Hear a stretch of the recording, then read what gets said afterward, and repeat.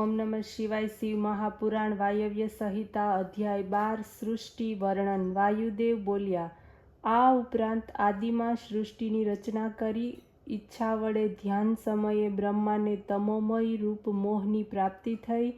મોહ, મહામોહ, તામિસ્ત્ર, અંધ તામિસ્ત્ર તથા પાંચમી અવિદ્યા, આ પાંચ વસ્તુ તે મહાત્માને ઉત્પન્ન થઈ। તેનું ધ્યાન કરવાથી પાંચ પ્રકાર કરી આ જગત પ્રાદુર્ભાવને પ્રાપ્ત થયું। સર્વ આ રીતે અંધકાર વડે વ્યાપ્ત હતું। જેમ બીજથી ભરાયેલો કુંભ પોતાના સર્વ અવયવોને આચ્છાદિત કરે છે, તેમ અંધકાર વડે સર્વ આવૃત હતું। આ અંધકાર બહાર તથા અંદર પ્રકાશથી રહિત નિશ્ચળ રૂપે હતો।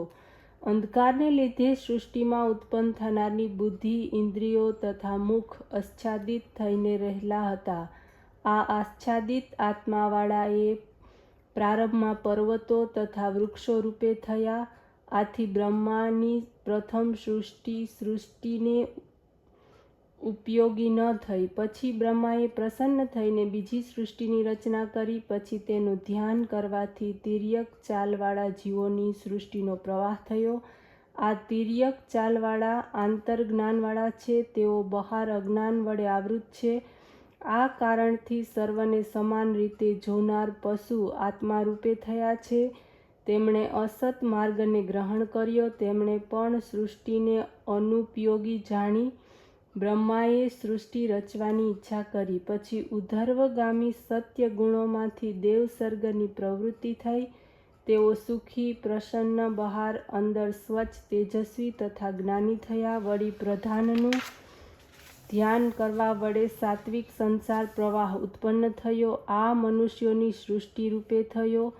આ સૃષ્ટિ અનેક પ્રકારના દુઃખો વડે વ્યાપ્ત છે। તેઓ બહાર તથા અંદરના પ્રકાશવાળા, થોડા તમોગુણવાળા તથા અધિક રજોગુણવાળા છે। આ પાંચમો ઈશ્વરનો અનુગ્રહ રૂપી સર્ગ પાંચ પ્રકારે વિભક્ત થયો છે: વિરોધ ભક્તિ, તમ સામર્થ્ય, પરમેશ્વરના પ્રસાદની પ્રાપ્તિ, મંત્રાદિ સાધન વડે સ્થળની પ્રાપ્તિ। આ ચાર પ્રકારના માર્ગને ગ્રહણ કરનાર સર્વ સ્ત્રી તથા પુરુષોને ધન આદિના અભિમાન થયા।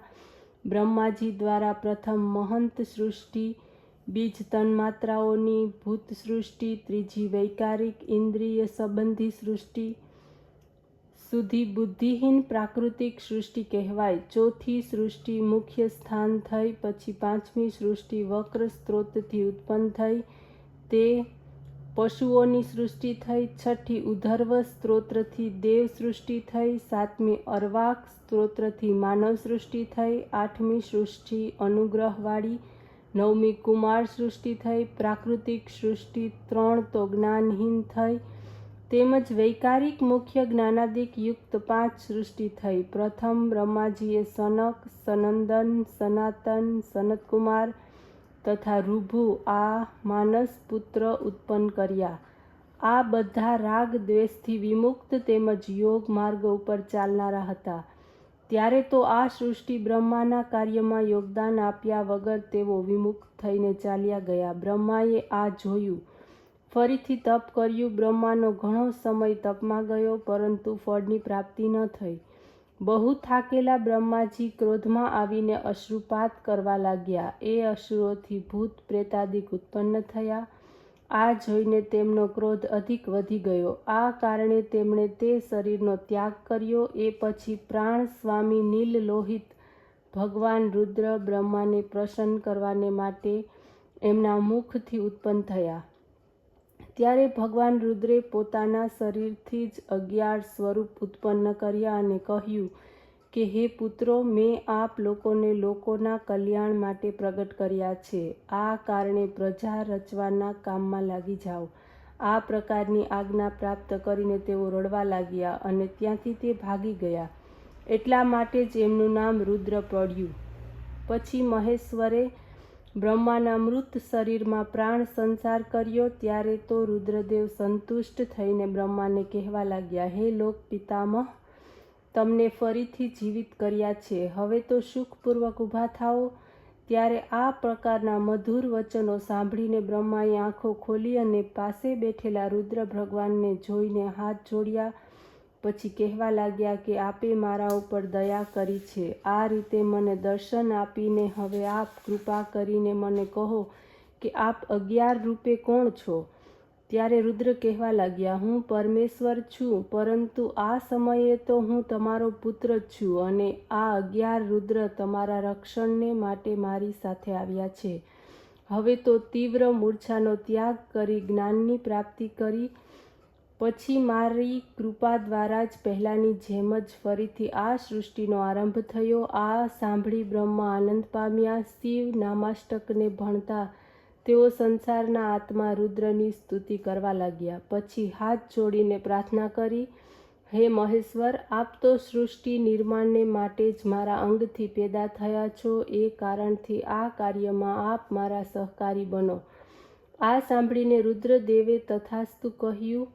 પછી તેમની આજ્ઞાથી બ્રહ્માએ પોતાના મનથી મરીચી 12 પુત્રોને પેદા કર્યા. રુદ્રદેવના આ સર્વ માનસપુત્ર છે. એનામાં દેવતાઓ તથા ક્રિયાત્મક મહર્ષિઓનો 12 વંશ મળી ગયા છે. એ પછી બ્રહ્માના મુખથી દેવતા, ગળામાંથી પિતૃઓ, જંઘામાંથી દૈત્ય, ગર્ભમાંથી માનવ, ઉપસ્થેન્દ્રિયોમાંથી રાક્ષસો ઉત્પન્ન થયા. આ નિરાચર રાક્ષસો બળવાન હતા, પ્રાયઃ રજોગુણ તેમજ તમોગુણવાળા હતા. આ રીતે સર્પ, યક્ષ, ભૂત, ગાંધર્વ વગેરે પેદા થયા. બ્રહ્માજીની બંને કુખોમાંથી પક્ષી અને વક્ષમાંથી બીજા પક્ષીઓ ઉત્પન્ન થયા. મુખમાંથી અજા, કાખોમાંથી સાપો, પગથી અશ્વ, હાથી, સલભ, મૃગ, ઊંટ, ખચ્ચર તથા અન્ય જાતિના પશુ ઉત્પન્ન થયા. રોગમાંથી સર્વ ઔષધિ જન્મી.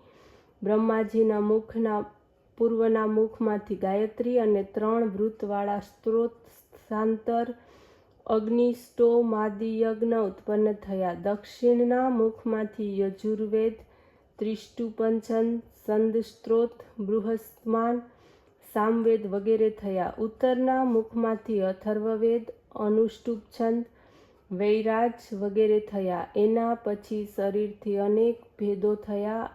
આ બધા જ પોતપોતાના કામમાં લાગી ગયા. પોતપોતાના કર્મો અનુસાર જન્મ મૃત્યુના ચક્રમાં પડીને ફળને ભોગવે છે. બ્રહ્માજી સ્વયં એમના કર્મો પ્રમાણે દુઃખ, સુખ, ધન, આય, વ્યય, સંપત્તિ આદિ વિધાન કરે છે. યુગ તેમજ સમયને અનુકૂળ સર્વ પ્રાણીઓના ગુણ, કર્મ, સ્વભાવ વગેરે હોય છે.